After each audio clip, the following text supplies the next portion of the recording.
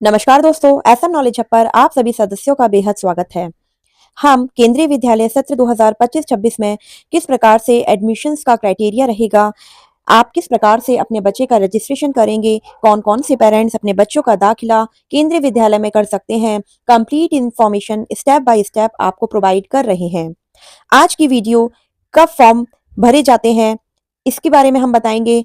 कितनी उम्र बच्चे के एडमिशन के टाइम पर होनी चाहिए या क्या एज क्राइटेरिया रखा जाता है, यह आज की वीडियो में कवर किया जाएगा। एक साथ कितने केवी में आप अपने बच्चे के एडमिशन्स के लिए अप्लाई कर सकते हैं और कितनी डिस्टेंस आपके घर से स्कूल तक का रहना चाहिए और क्या एडमिशन के लिए बच्चों का इंटरव्यू या पेरेंट्स का कोई इंटरव्यू लिया जाता है या कोई एंट्रेंस एग्जाम होता है। तो यह सारे पॉइंट्स हम आज की वीडियो में क्लियर करेंगे और जो पेरेंट्स हमारे चैनल पर नए हैं, चैनल को सब्सक्राइब करना ना भूलें और बेल आइकन प्रेस करें जिससे कोई भी इंपॉर्टेंट सूचना आपसे छूट ना जाए, क्योंकि सत्र 2025-26 के लिए जल्द ही नोटिफिकेशन केंद्रीय विद्यालय के द्वारा जारी किया जाएगा। और क्या एडमिशन प्रोसेस रहता है, किस प्रकार से एडमिशन्स होते हैं क्लास 1 टू 12 और बाल बाटिका 1 टू 3, क्या फॉर्म ऑनलाइन निकलते हैं, क्या ऑफलाइन रजिस्ट्रेशन होता है, हम स्टेप बाय स्टेप आपको प्रत्येक बात क्लियर कर रहे हैं। आज की वीडियो उन सभी पेरेंट्स को जो अपने बच्चों का दाखिला क्लास 1 टू 12 और बाल वाटिका 1 टू 3 किसी भी क्लास में केंद्रीय विद्यालय में अप्लाई करना चाहते हैं, आपको आज की वीडियो से प्रत्येक डाउट क्लियर हो जाएगा कि हम किस प्रकार से अपने बच्चे का एडमिशन केबीएस में करवा सकते हैं। तो फर्स्ट पॉइंट है कि कब से फॉर्म भरे जाते हैं। तो पेरेंट्स, मैं आपको क्लियर कर देती हूँ कि फॉर्म या रजिस्ट्रेशन की केंद्रीय विद्यालय के द्वारा कोई भी डेट फिक्स नहीं की गई है। जब भी केंद्रीय विद्यालय की ऑफिशियल वेबसाइट, जो कि हमने स्क्रीन पर खोली हुई है, kbssangathan.nic.in, इस पर जब ऑफिशियल नोटिफिकेशन जारी किया जाएगा और उसमें प्रत्येक इंफॉर्मेशन नोटिस में मेंशन होती है कि क्लास 1 का रजिस्ट्रेशन किस प्रकार से रहेगा, कब कब रहेगा और लास्ट डेट क्या है और ड्रॉ की लिस्ट कब कब निकाली जाएगी। उसी प्रकार से class 2 to 9th and 11th offline registration का रहता है और कब फॉर्म फिल किया जाएगा और किस प्रकार से उसे भरा जाएगा और क्या डेट रहेगी, यह भी उस नोटिस में मेंशन किया जाता है। इसके साथ साथ यह बात मैं बता दूं कि क्लास 11th में जो रजिस्ट्रेशन है वह क्लास 10th के रिजल्ट के बाद ही स्टार्ट होते हैं। क्लास 1 के जो रजिस्ट्रेशन होते हैं वह ऑनलाइन रहते हैं और क्लास 2 टू 9th किस डेट पे और कब तक फॉर्म फिल होंगे वह भी नोटिफिकेशन में मेंशन किया जाता है, जो कि ऑफलाइन रहता है। उसमें आपको डॉक्यूमेंट अटैच करके कंप्लीट आपको स्कूल में जाके सबमिट करना होता है क्लास 2 टू 9th के लिए। और बच्चों का जो सिलेक्शन का प्रोसेस रहता है वह कोटा कैटेगरी वाइज रहता है, प्रायोरिटी बेसिस पे एडमिशन्स दिया जाता है और उस स्कूल में कितनी वैकेंसीज हैं उसके हिसाब से एडमिशन्स अलॉट किए जाते हैं क्लास 2 टू 9th में।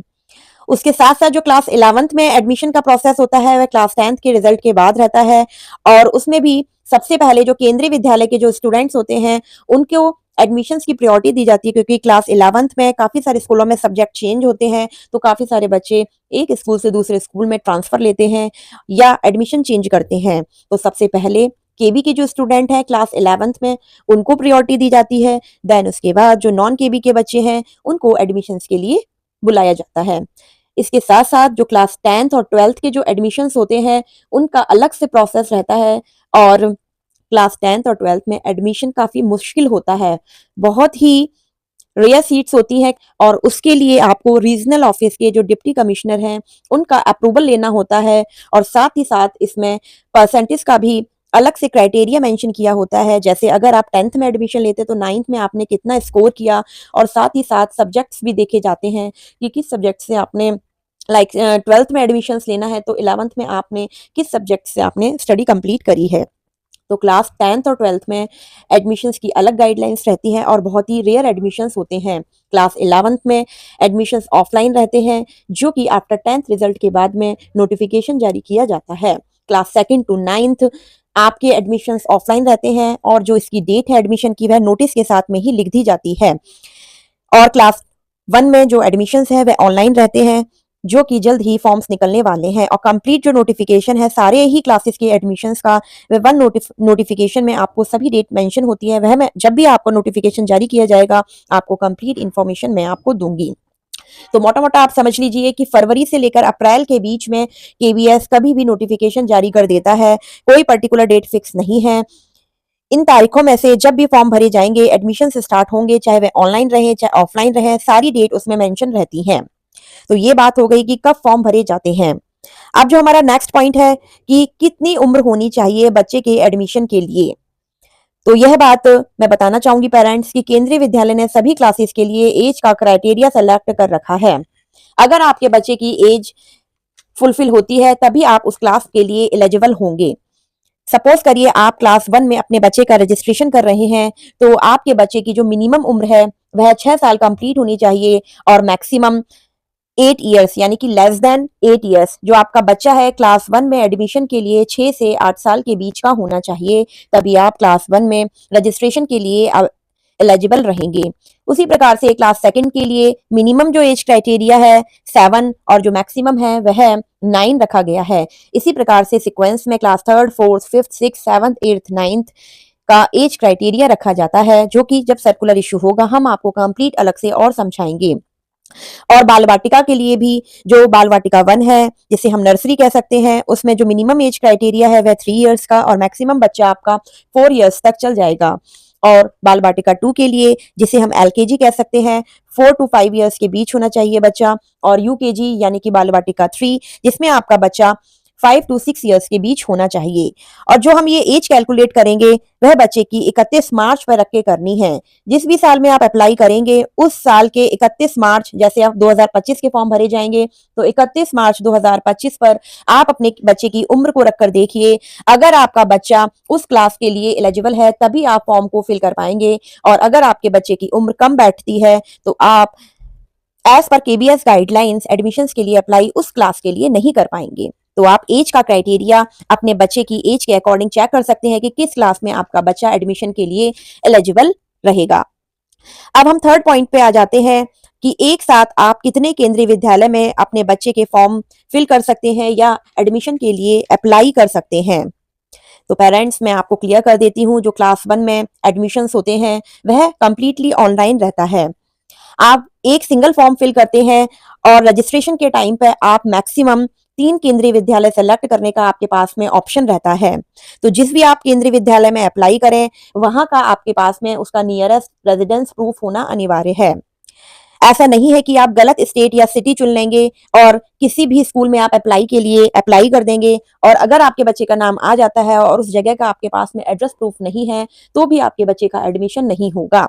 तो क्लास 1 में जब आप ऑनलाइन अप्लाई करेंगे मैक्सिमम 3 केंद्रीय विद्यालय आप सेलेक्ट कर सकते हैं, और जो आप 3 केंद्रीय विद्यालय सेलेक्ट करेंगे वह आपके रेजिडेंस के नियरेस्ट ही रहने चाहिए, जिससे जब आप रेजिडेंस प्रूफ में डॉक्यूमेंट्स देंगे तो वह आपके मैच होने चाहिए।